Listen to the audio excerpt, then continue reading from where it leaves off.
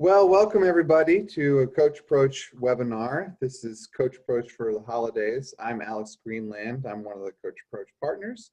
And we thought this would be fun to use this time of year as a way to apply and think about the Coach Approach in our everyday life. Before we begin, of course, we transition into the webinar by just taking a moment to be present. So if you find yourself with your legs are crossed, or you're doing other things, or you're finishing up that last email, just to put that aside for now. Sit up straight in your chair, uncross your legs, arms by your side, eyes open or closed, and just take a deep breath. Bringing yourself into this time together, into this discussion, showing up in the way that you want to show up, and being receptive to the other people on this call and their great stories and questions. And another deep breath.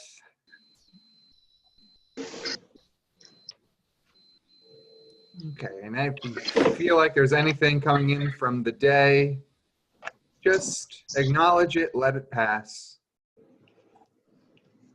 One more deep breath.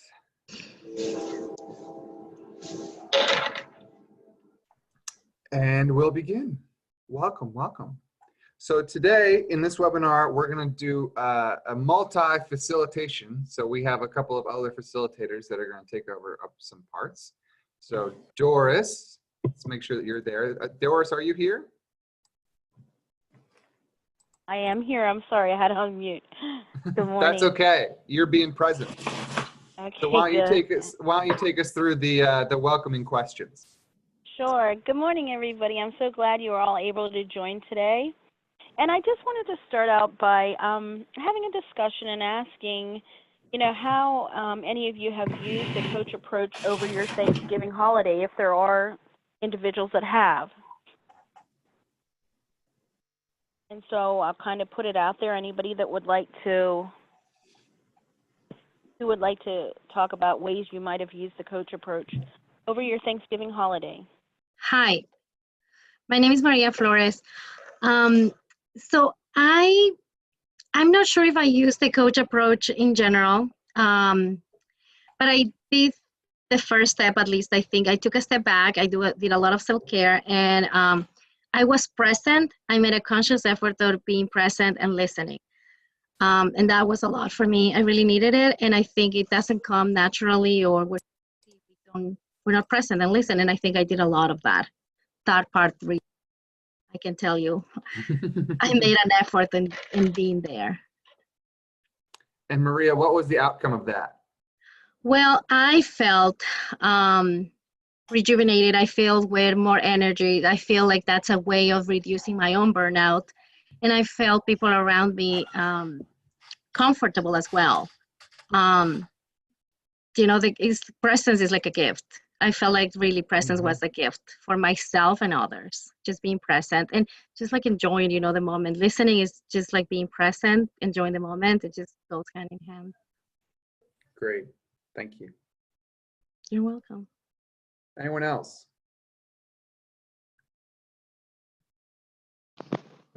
Okay. Maybe not so much of when I used the Coach Approach, but when reflecting back where I think I probably could have. And I think in some occasions, there were, you know, when the kids are running around and, you know, you're cooking and trying to get things together and whatnot, there were moments where I probably could have just done like Maria said, just kind of step back and been a little more present to just allow them the space to just enjoy their holiday, as well as, you know, taking care of the things that I had to take care of. So I know that there were some moments, you know, over the holiday where I probably could have been a little bit more, you know, use a few more of the Coach Approach skills than I did at the time. But upon reflection, I know as we go into the next holiday, I'm more aware and can definitely see, you know, kind of taking those in. Thanks, Great, Twaneen.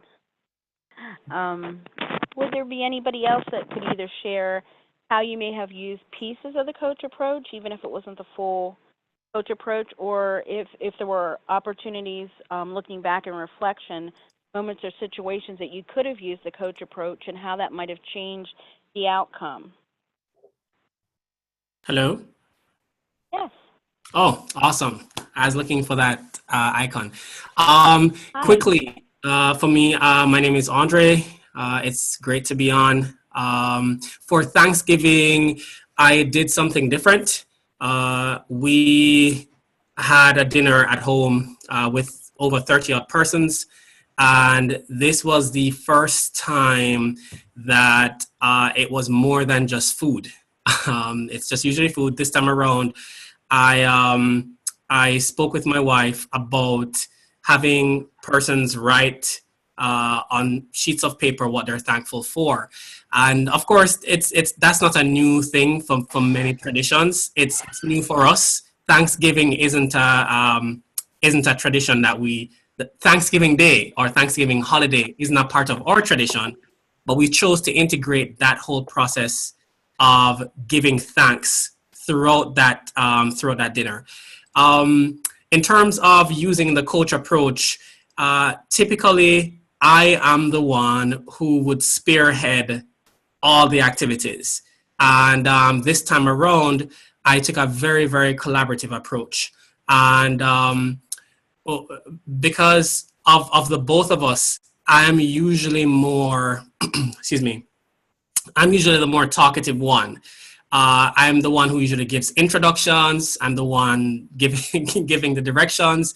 This time around, the collaborative approach, my wife was the person who started off introductions. I was prepared. I had a metaphor to use. I had every single thing to start conversations and to gear our attention around Thanksgiving. But she did it.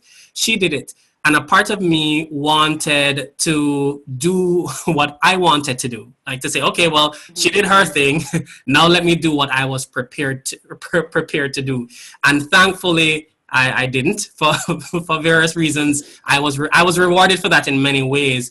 But I think one of the most telling aspects of this is that I think this provided an opportunity for my wife to feel supported by me, where I didn't have to lean into my strength, but to give her a platform to utilize skills and to leverage skills that she had, that in truth, probably because I was always talking so much and as always the one who'd be, the most overt person, she probably never had a chance to identify, to explore, and to leverage those skills. So now, moving forward, I think that we're definitely going to be collaborating more in that respect, and that's credit to the coaches approach experience that I had earlier this year.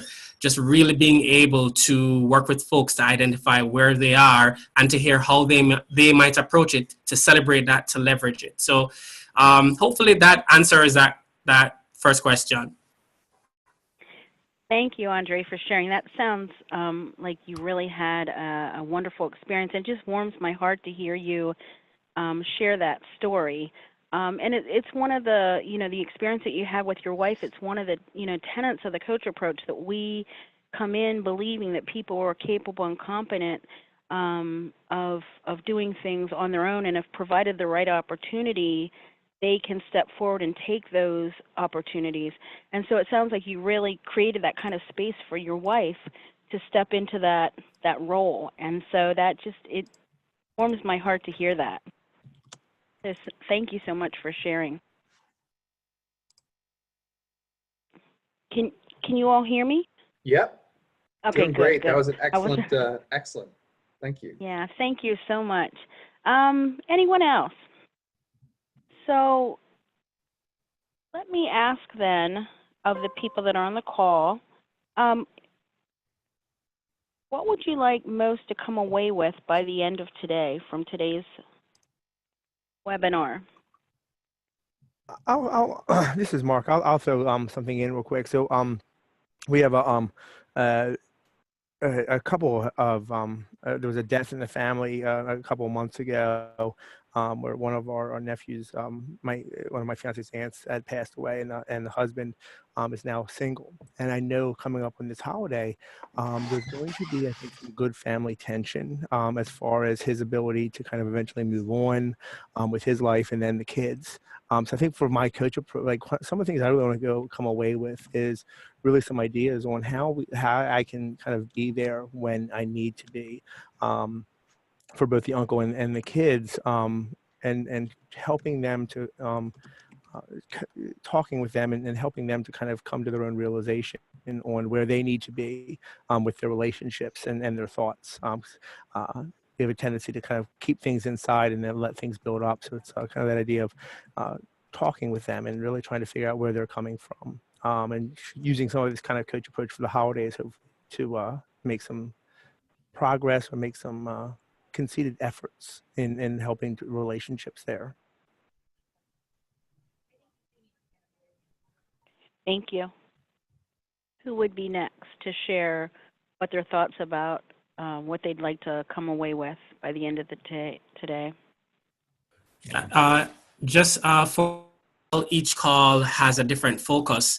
There are still themes that are repeated and reinforced, and that has helped me a lot and has shaped the trajectory of where I've been taking my career in respect to coaching and executive presence. So I think what I'd like to come away with at the end of today's session is just reinforcing the fact that I am actually doing the right thing, that I'm actually doing not just the right thing, but that the approaching my work management from the standpoint of adaptive leadership style, coaching style, actually is serving me in the best ways possible. Yeah, I think that probably would be the takeaway that I would like from today. Okay, so what I hear you saying, you want to make sure you're implementing the different pieces of the coach approach in the most beneficial way that you could for yourself. Well, not so much that I'm implementing it, because I am implementing it, but whenever I'm on this call, it reinforces the fact that I made the right decision. Okay. Right. So at the end of today, my hope is that idea is being reinforced. So it actually fuels me investing more in this direction. Okay. Thank you for clarifying that, Andre. I'm sorry. Yep. No problem. Okay. That was a great use of clarifying and reflecting. What a great segue to our coach approach skills. Thank you. So Good job, we Doris. will move. Thank you. We'll move on to the next screen. And so just these skills are skills that, you all know, you've all practiced. It's a review of the coach approach skills. So presence and centering. And Maria, I like what you had said about, really with this season being so busy, taking the time to take care of yourself, being present for yourself. It really enables you to be present for the others that you're spending time with, within your family, at holiday parties. And you had said, really taking the time to listen and hear what people are saying. And that, setting the stage for, really being able to listen and clarify what people are saying, make sure you're, understanding them correctly, and then asking good questions, the how and what kind of questions versus the why, providing feedback, and creating opportunities for accountability. And really, this is an opportunity, to model the behavior of the coach approach in terms of how we show up over the holidays and how that impacts how others that we're interacting with will show up as well. So just a light review of the coach approach skills. Any thoughts or additional comments on the skills? All right. Thank you, Doris. Great job. Thank you. We'll move on then. Thank you. So we're now moving into sort of the new content here. So sometimes we do 60 seconds on neurobiology. Today we're just doing 60 seconds on psychology. So there's a phenomenon which is called repetition compulsion. So that's when a person repeats an event or its circumstances over and over again, reenacting the event, putting itself in a situation where an event is likely to happen again. So in other words, there's a comfort that we have in falling into patterns. Patterns are familiar to us, so we can relax a little bit in the certainty of predictable behaviors. So this is why we're more comfortable in our homes, because we feel safe there, because we're certain that the things are comfortable or at least familiar enough that they're known. For those of you who have followed along with like SCARF and VUCA, so C is the certainty for SCARF. So it gives us a reward to be in a position where things are familiar to us. And for a VUCA environment where things are so ambiguous and uncertain and complex, being in a place that has a lot of certainty is comforting. So we're not looking for threats as much in just the unknown when we're in a place that is comfortable.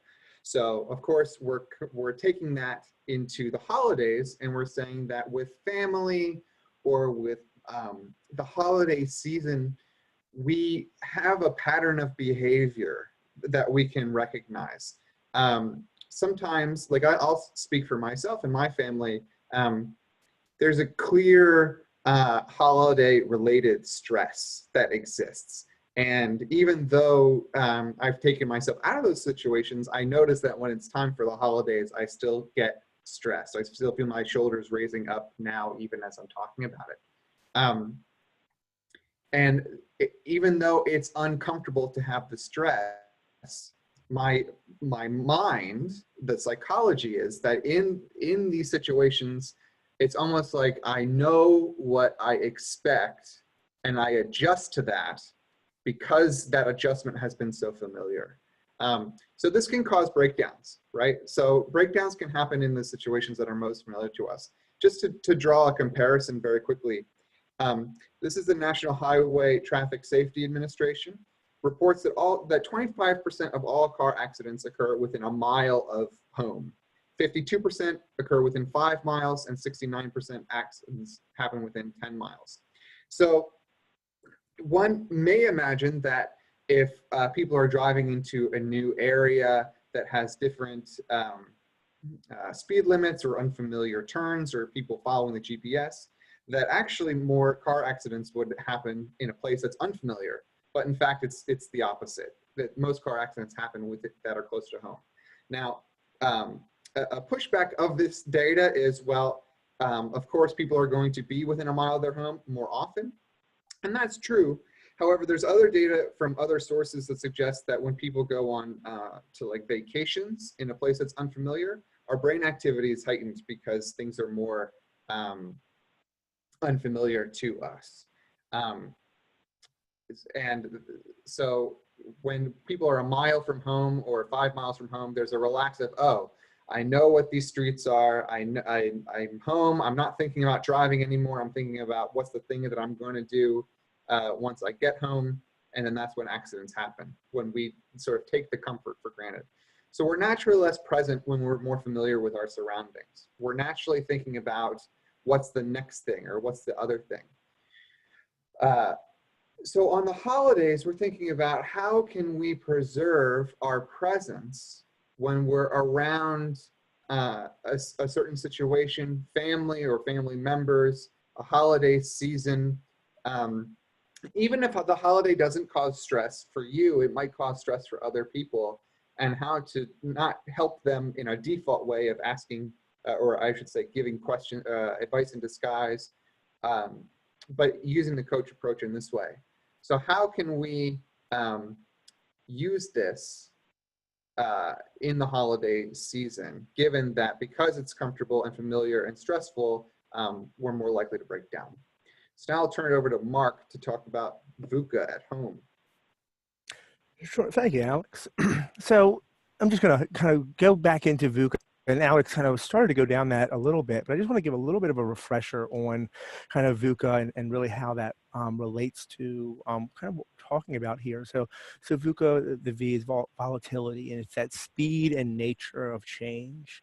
The U is that uncertainty, that lack of predictability, the opportunity for surprise, the unknown. Complexity, so that multiple and often competing forces that are at play. And then when we think about families, I'm going to kind of frame this into this as we kind of come together and we haven't seen our families in a while. We might not know everything that's happening. And then it's that ambiguity, that general haziness, mixed meanings, opportunities to misunderstand. And kind of tying into what Alex had just talked about, this idea that these breakdowns can happen in our relationships when we fall into patterns. You see your family members, your friends, your acquaintances, maybe you haven't seen them in a while and you just kind of fall back into that old pattern of information or that old idea of where you knew things were at. And when we fall into those patterns, we don't always see everything that's happened in that time. We just have this kind of assumption, or we put our own morals and values, say, okay, from our last conversation, this is what happened. And we don't know everything that's happened. And when we start to fall into those patterns of, we just assume of what's happening, we can really set that person, that VUCA off. So they're seeing this as this uncertainty because they're coming into a situation knowing something that you don't. Maybe there's an argument or disagreement with a brother, a sister, an aunt and uncle, and you have no idea that it's there. So when you fall into these patterns of everything's the same, you can kind of also kind of really help escalate that other person's VUCA. So what we're imagining is that and when we're doing this is sometimes we're also doing the idea of we're doing our best because we know them. We know that they're going to want to hear a joke. They're going to want to hear this, want to hear that. So we're just kind of going into this autopilot mode and not being present and just being our happy-go-lucky self. And that can really kind of set people off because we're forgetting about what's also happening. So if you're not present, you're not reading the signs, you're not reading the cues, you're not listening to what that person is saying. So sometimes for us, it's really about when we're doing this VUCA at home, how are we sitting back and really understanding from that person that we're engaging with, the family members we're engaging with, what is the volatility? What is the uncertainty? What is the complexity? What is that ambiguity that I might not know? There might be nothing, and you might just be in tune to what's happening, but there could be something that you might be able to pick up on. So in that, we're often aware of our own changes. So we know what our motivation is, our goal is when we go into a conversation a lot of times, but we don't know what their goal is as others. They may not want to talk about it. They may not want to address it. They may want to put it all out there. So it's really about kind of, we're aware of our own changes, but we might not be aware of where the other person's coming from. And ultimately, what we're really thinking about is how, when we are talking with one another, by being present, by being there for them, how we can both improve that person's scarf, and then if we're not present, if we're not there, if we're not understanding where they're coming from, how we can also hurt that person's scarf. So if everyone's remembers and kind of refreshes, scarf is that idea of status, certainty, autonomy, relatedness, and fairness. And status is that idea about the relative importance to others. And that certainty is those concerns, being able to predict the future, what's going to happen next, how am I know, where do I know I am in this situation? Autonomy is that providing that sense of control, giving that person the opportunity to talk, giving that person the opportunity to just listen. That relatedness, so in that sense of safety with others, so knowing that friend and foe, and knowing that you're there to kind of be there for them. And ultimately the fairness is that perception of fair exchanges between people. So how can we really engage one another so that you are giving them the equal opportunity to be there for them, and then also they can be there for you. So basically what we're trying to do is not operate under our old assumptions. So, and with that, ultimately, here's the good question. Where do you want to be for the holidays? Do you want to be mindful or mindful? I know probably thinking about my mom and my fiance and some of the family members, they're going to be on this mindful, full of everything else up until Christmas, because it's the parties, the this, the that, and all of the things happening. So how can we support those people that are mindful by us switching also to being mindful of their needs? Um, so I think that's one of the things, like one of my goals is how can I be that support and really kind of get them to that level of mindfulness as well, and by helping and being supportive for them and understanding where their needs are. Any questions or comments or thoughts on anything that we just kind of talked about?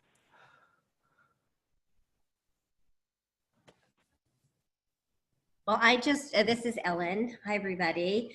I just realized, Mark, when you were kind of going through that, this whole idea of changes, changing who's coming, what the food's going to be, the location of all of your things. So I recently changed the venue for a holiday party, just not even thinking about it. And my brother-in-law was super offended that I did that. And what I just realized from when you reviewed that was that I pulled his choice away, and his autonomy was, I didn't inquire as to whether that would be okay.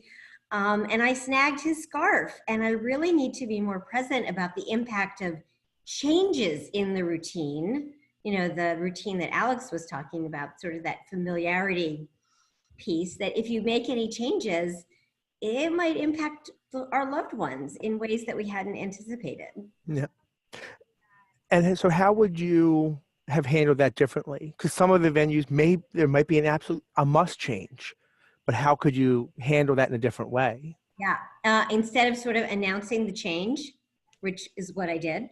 And yes, it had to do with the fact that there are babies and children and, there was all sorts of things, but instead of doing that, I could put things out more as a clarification, or as a sort of an opportunity with a question. Does this work for everyone? Or are there anything I need to know about before this change gets made that I should know about, or we should know about? So in a way, reinforcing their status of kind of making it relatively important to them and giving them the certainty to understand this is a change and why it was a change, not just because I wanted to change. Right. And revealing that and not making the assumption that there was a good reason. Not everyone's going to assume that, and I have to remember that as this all goes forward. It was bad. For a nanosecond, then I got okay. All right. Well, Alex, if we'll give it another second for if there's any other comments. Or other comments, Diana? Yes. I was laughing, which you could not hear, when Ellen was talking, because I did something similar too. I have 3 younger sisters, so I'm the oldest, and I fit a lot of the typical stereotypes. It was always my job to round the cats up and keep them in order. And they, of course, resented me for it, and I resented them because I had to do it. But there's a lot of us. And yes, we have babies, we have toddlers. There's all these little people running around, and the more there are, our houses just don't expand upon wish. And so my youngest sister, who is actually very similar to me, she and I decided, wow, it would be nice if we could find a place that was like cushy, maybe like not like a fire hall, something, maybe had a fireplace or, some sort of ambiance. Mm-hmm. Well, we didn't factor in the other two, and suffice to say, we backed out of that rather quickly whenever, the response came. And of course, with my phone on mute, I'm like, oh, honestly, so we're all going to be stuck. But, I did this off screen, as I often do about things, my ranting and raving, and it gets it out of my system. All is well. So I decided in my true self that Christmas Eve night, when we are all stuffed in the house, and this is a pretty good sized house anyway, if anyone says anything about tripping over someone else or anything else, I'm going to smile and say, enjoy the closeness, which is naughty, very fulfilling. So yes, I did get a chuckle out of that because those are the things that we deal with too. I think everybody does. Yeah.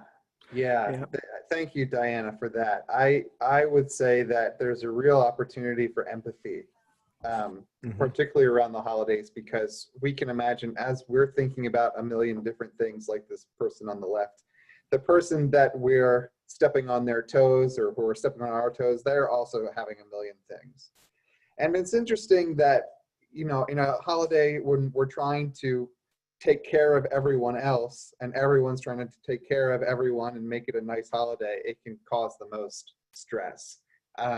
So I'll go back to something that Maria said earlier in the call about how presence can just be a real gift to a person in and of themselves, a way to slow down and take a moment and just put all the clutter sort of aside and just focus on the here and now. Focus on either problem solving, either changing plans, or just visiting with family instead of running around putting out fires. So presence and mindfulness is so important and can be modeled throughout the holidays. And one of my favorite sayings is, just because that's simple doesn't mean that it's easy. So I'm not suggesting that this is easy, and it can make a really big difference. So thank you, Mark, for that. Yeah, absolutely. So we'll recap a lot of things that have emerged in the conversation. So with so many obligations to ourselves, to family, to picking venues, buying gifts, etc., make sure you take time for yourself. Give yourself time to be present in the moment and take care of yourself. I mean, it's a special time. So do what you need to do to take care of yourself, even if that means excusing yourself or giving yourself space to just recenter and reset. This will help you turn your reactions into responses. I mean, how often do we have a close relationship with a loved one, and we jump to a reaction for what they do, and because we're so familiar with them, we get comfortable, and that's when our diligence might lapse. So what we want to do is we want to respond in the way that we want to. We want to show up in the way that we respond to instead of just reacting. Being present is definitely going to help with that. The next part is familiar circumstances, as we said before, make it easy to fall into old habits. If you have, the same sweet potato pie, or you have the same turkey or chicken, brings back old memories, and then it's like you're 15 years old again, and then you start acting like you're 15 years old again, and then all hell breaks loose. So finding a way to just take in what it is, but also recognize that every holiday is different. People grow, people change, and if you show up in a different way, the other people that might cause stress in your life might show up in a different way as well. I know that when I do the coach approach, sometimes people have conversations with each other, husbands or wives or children, that they haven't had in years, and it can be such a strong relationship building conversation. So being able to bring that into the holidays, I think, could be a really good strategy. And this is a great opportunity to ask clarifying questions. So when we talk about status and autonomy, relatedness, fairness, oftentimes when we do trainings and we talk about the coach approach, this is in sort of a work dynamic or in a power dynamic with people who are being supported. This is also true in families. There's status within families, right? There's relatedness and autonomy and fairness all within family dynamics about who's in control, and if people are trying to one-up each other, or if someone's disappointed by somebody else. So just being able to recognize that and navigate that through asking clarifying questions as opposed to questions that solve, giving this an opportunity for people to share what's going on with them in the limited time that you have together. And really just being there as a sounding board for them so that they can really feel understood, being present with them. That can be the most powerful thing that you give someone the holiday season. I know that's a cliche, the best gift you can give, but it's really true. So tips over the holidays. The biggest tip is clear requests, offers, and commitments, and we'll have Duanine go over that with you in a moment. But just like a quick tip is, instead of let me help you with that, instead of taking for the sake of getting things done quickly, preserving status and autonomy with questions like, what can I help you with, or how can I help you? So giving it into their choice to accept or reject your support, instead of coming in and taking over and just giving support. Managing your own responsibilities and delegating, and who can you ask for help? So making sure that you understand that there are other people that would be willing to support you if they're just given the chance. And then asking for support in yourself. So what will you need for support if something goes wrong? Is that 5 minutes? Is that you know, a drive? Whatever you need to be present or to reset, not being afraid to ask for that. So I'll pause there. Does anybody have any questions or reactions or thoughts about these two slides? Coach approach tips over the holidays. Just a little bit about requests and kind of making the distinction between requests and offers. So we want the future to unfold in a different way than it seems to be heading by itself. And in order to put things in action, we make a request. And so I pulled up a little something about requests, and it was a very good way of saying it for me. It just made it very clear to me. It's just that a request is an action made in language that creates a future that would not have existed previously. So you're asking people, when you're requesting something, you want to ask to make sure that it's clear. You know, you want to make sure that people understand what it is you're asking for, so that you don't have an expectation that the person that you're requesting something from doesn't understand. So it's especially important to have a conversation before you make your request. I want to also say, when it comes to requests, you want to take into consideration who you're asking the request from. Is it something, or will you be snagging their scarf? Is it something that they're able to do? You know, you don't want to ask of someone something that they're not able to, you know, comply with. And then also understand that they can say no. You know, they can accept or they can say no, and be prepared for that. And one thing about, some have an issue with rejection. And so understand that that rejection is not personal, and to not take it and allow it to snag your own scarf where someone just says, you know, they may not be able to do that, and just be understanding of that in the situation and at the time. And if it is rejected and it is something that you really, you know, feel that you need to go into, then you can ask, what can they commit to? If your actual request is not something that they can do, then what is it that they can do? And kind of having that conversation and being open to, like Andre was saying earlier, the collaboration. If this is something that needs to be done, what can we do, you know, to get to this place together? And be sincere in what you're asking for, and declare your satisfaction when the request is delivered. We've talked a lot over our time together with Coach Approach about awareness and just being present. And when we're talking about present, that's the sincerity when you're asking something. And I think it creates a different dynamic when you're sincerely making a request, as opposed to handing down, you know, this is what I want. And we've talked about that over the time too. I really enjoyed earlier when Alex was talking about the familiarity of our surroundings. We kind of let down some of those guards, and we let go of some of those, what do you call them? The word's leaving me right now, but when you want to, the common courtesy that you provide to other people that may be strangers, that you kind of lose that when you're with family. And so we're just kind of coming together and realizing that these people that we love so much deserve those courtesies as well, even under these stressful situations. And when we're making requests, to keep those in mind as well. And then making the distinction between requests and moving on to offers. And I think, yeah.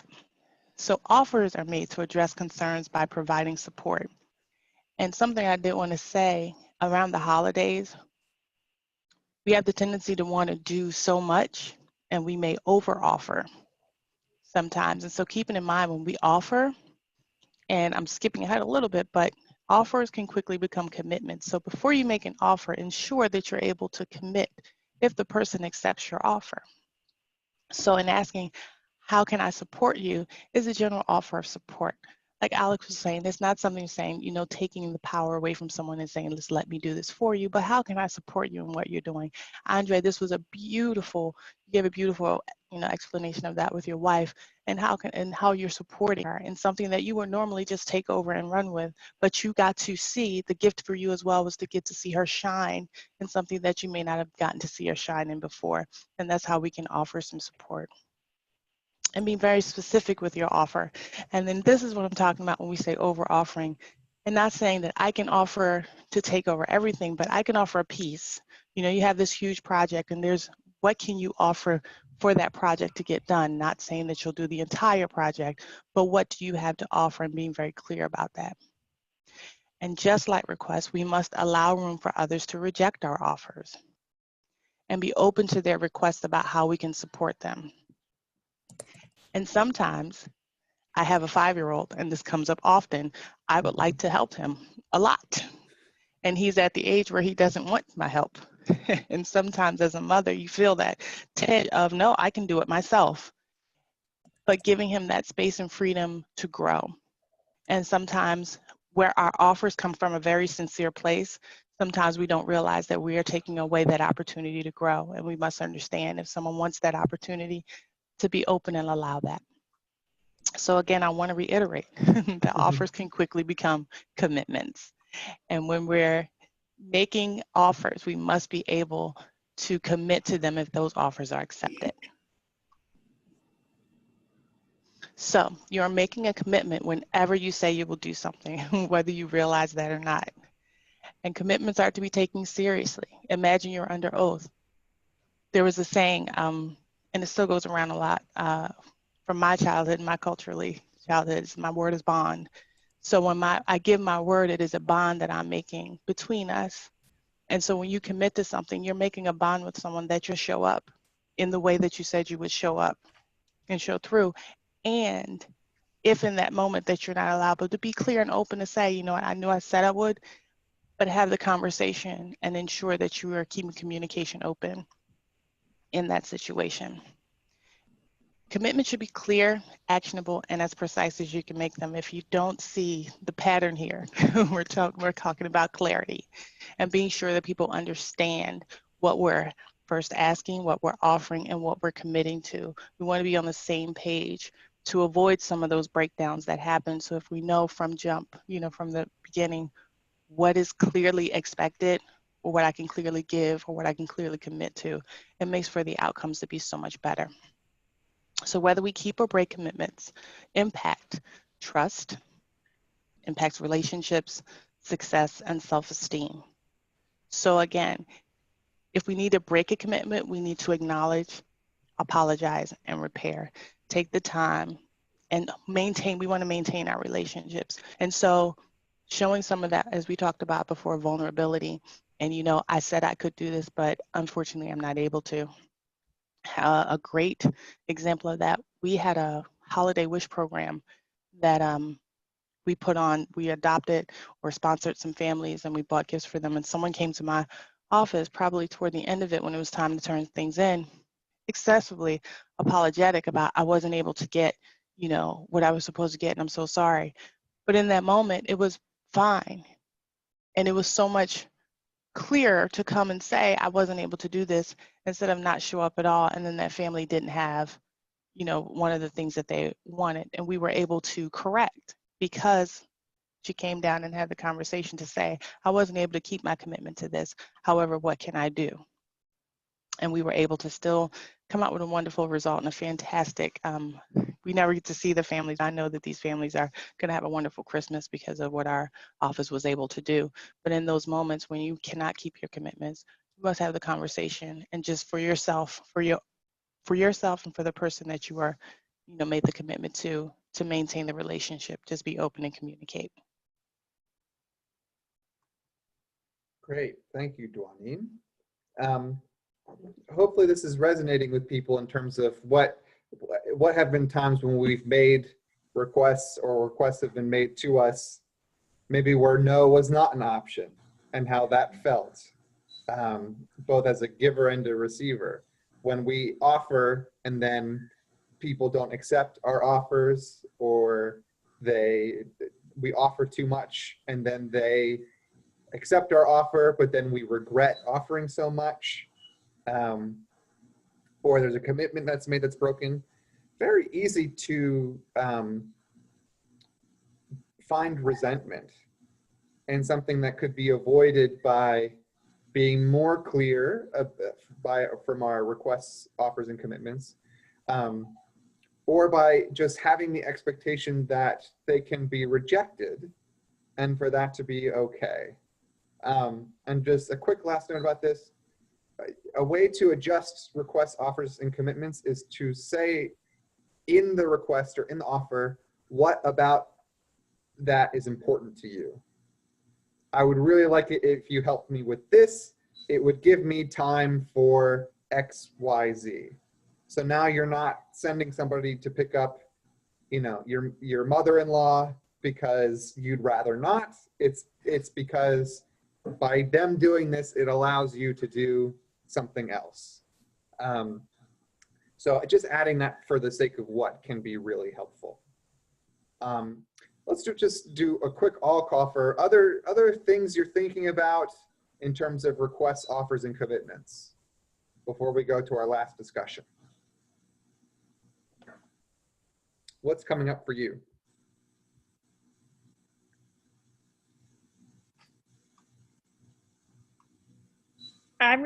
This is Mary Garrett. I really love this because I tend to have people stay at my house for like 5 days, and sometimes I have a second crew come in, like after the first crew leaves. And I, some years people help more than others, and I think it's just what's going on in their own lives or their need for a break. But I really love it because I really like being able also, Dwaneen, how you presented it, like being really clear in my request, but also what's causing me to ask for the request. And then in my offers, and I'm really trying to, my mind is full right now so that I can be mindful and really present when people are here.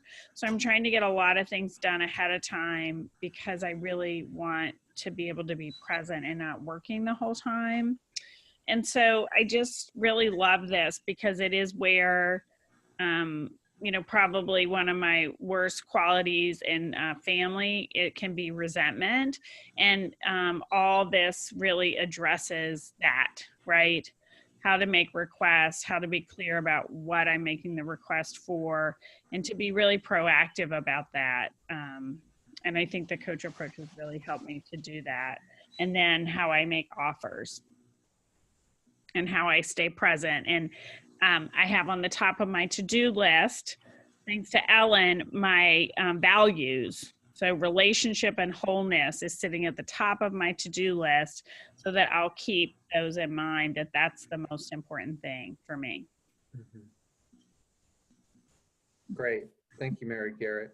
Yeah, expectations can be everything, Hey, come over for the holidays. To some people, that means, oh, great, I don't have to bring anything. I don't have to do anything. I can just sit on the couch and, drink mulled wine and just enjoy the holidays. But maybe that's not the offer that you're giving, right? Or maybe the request is, could you help me with something? And that might get lost in translation too. So having expectations, allowing people to say no, but also being clear enough about why the request is important, all good things. Okay, great. So we're coming at about the last 8 minutes here. So we'll turn it over to Sherry for the closing discussion. So we've had a lot of good reminders. And this is your chance to think about how would you like to use the coach approach over the holidays, given all that we've talked about today? How would some of you like to use this over the holidays? I would like to say that I would like to use everything, but I don't know. Sometimes I don't remember. And that's I would like to have tattooed in my arm or in my hand, the steps, the areas, because at least I remember centering and being present. But then it's like the questions. And for example, all these webinars, I wish I had these black mirror devices in my eyes or something to bring it back and say, oh, I need to say this here. So that's my way of saying I love this. I think that we're not unidimensionals, and being healthy individuals that can have these expectations and being mindful of this in our families and personal lives is going to help us be better professionals. So I cannot tell you how much I love these. But I think that as you guys were talking, and Donnie, that's a perfect example in what Helene just said here in the chat. Is very, very clear and why, right? So it translates to requests or offers that made at work and also at home.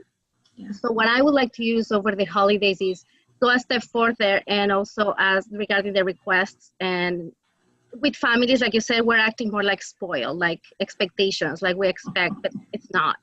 So just be more mindful of what requests I'm being asked to, what am I asking and not expecting from people, but also remembering the other part of the steps. So asking questions, being present, continue to be present, but also maybe asking a question, not react. That's a big one for me. Not react, but actually respond to anything that is happening around me in the most, kindest way for everybody.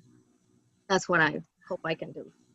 Thank you, Maria. It sounds like even though you don't have all of these steps right there in front of you, it sounds like you've got a lot of them that you're thinking about and want to put into action. So that's great. Someone else, how you would like to use the coach approach over the holidays?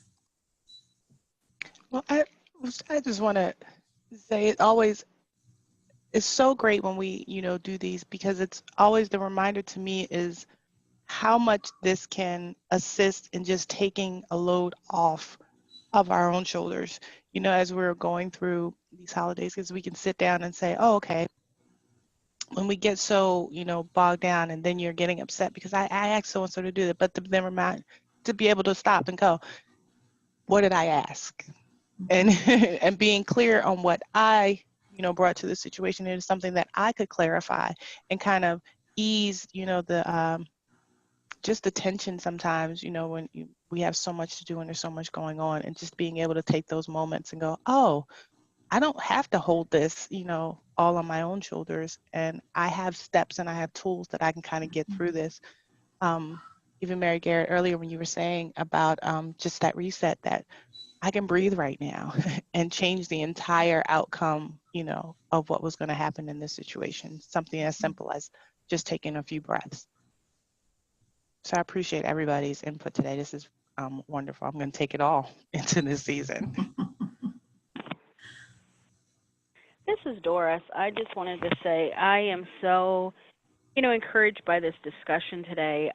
This, as, in our professional lives, has the potential to really change patterns that have been ingrained in situations and environments and individuals for many, many years. And it just has the potential to really change the outcome of interactions with family members, things that have occurred in the past where there's resentments, there's hurts, things that people hold on to. It just is so encouraging and so heartwarming, particularly now it's the holidays, but to really change the dynamics of long existing interactions with family members and with people. So I'm really encouraged and really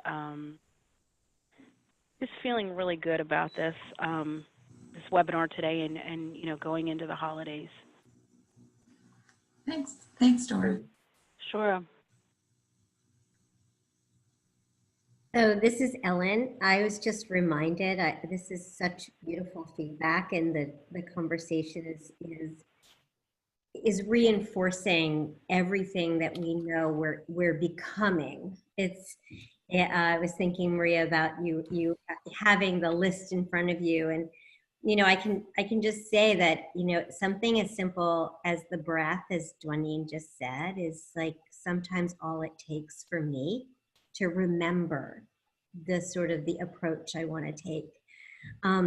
There's that list, as everyone knows, of like stressful life events, and sometimes you like check the boxes and go, oh my God, I'm in the midst of like so many of them. So this past summer, I moved, I retired, there were several things that were happening simultaneously. And my doctor said to me, be very present or be very aware, Ellen, because when people are under such stress, accidents increase. Like kind of, Alex, like what you were saying, like it's the opposite.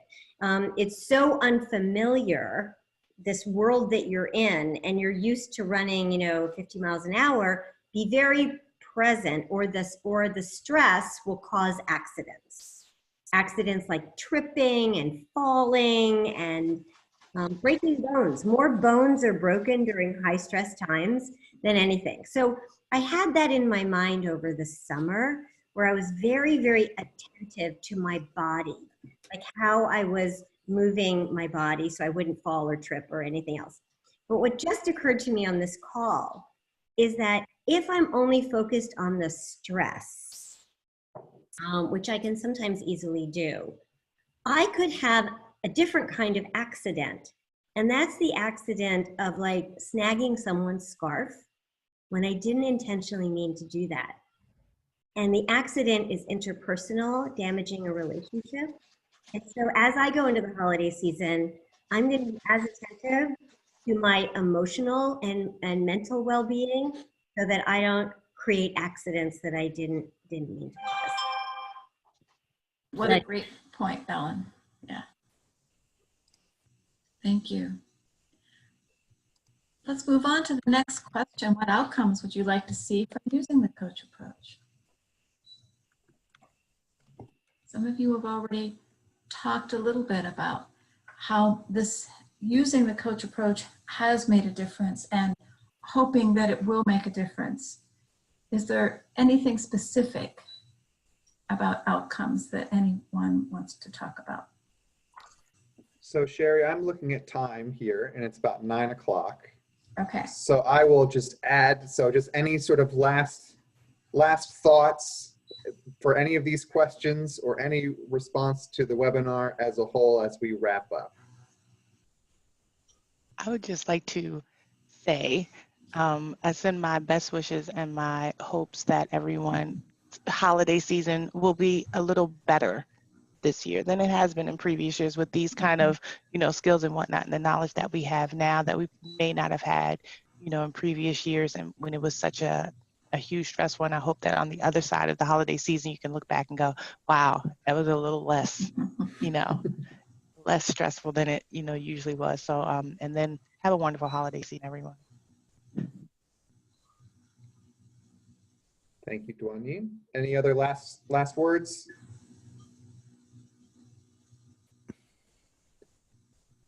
Okay. Thank you all for your attendance. Thank you guys very much, honoring our commitment to end on time. Thank you so much for the participation, and to our facilitators. I'm going to ask for the facilitators to hang on just for maybe about 5 or 10 more minutes to debrief.